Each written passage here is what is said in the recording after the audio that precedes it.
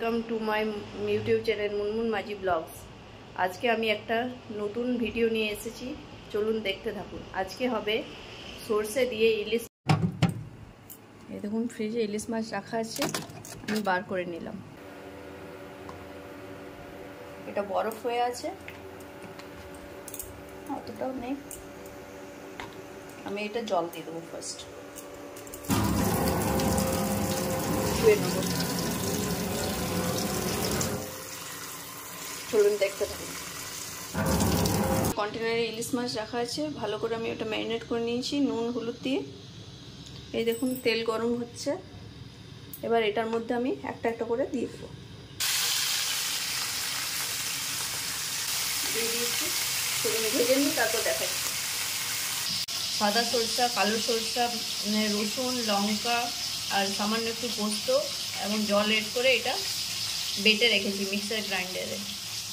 চলুন দেখতে থাকুন কীভাবে বানাবো। আর মাছগুলো ভেজে তুলে নিয়েছি, হালকা করে ফ্রাই করেছি। এবার এখানে হালকা পাঁচফোড়ন দিয়ে দিলাম তেলে এবং একটু টমেটো দিয়েছি কেটে। চলুন দেখতে থাকুন। 2 চামচ মতো হলুদ অ্যাড করে দেবো, নুন অ্যাড করে দেবো, আর ভালো করে মিলিয়ে।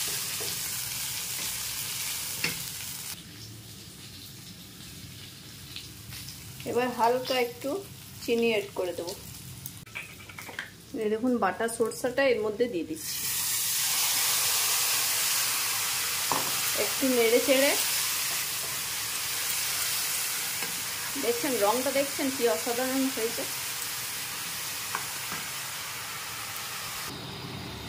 আমার ঝোলটা ফুটতে শুরু হয়েছে, এরপর আমি এর মধ্যে মাছগুলো দিয়ে দেবো।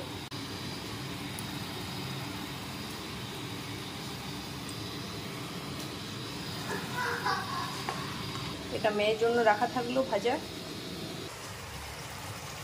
কাঁচা সরষের তেল দিয়ে দেবো। ও একটা লঙ্কা চিড়ে রাখা আছে, এটা ওর মধ্যে অ্যাড করে দিচ্ছি।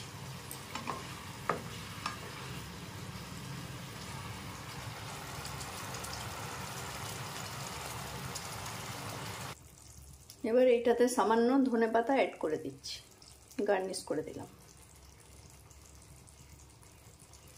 এই দেখুন বন্ধুরা, আমার সরষে ইলিশ রেডি। আপনারাও এইভাবে বাড়িতে বানাবেন, দুর্দান্ত স্বাদ হবে খেতে।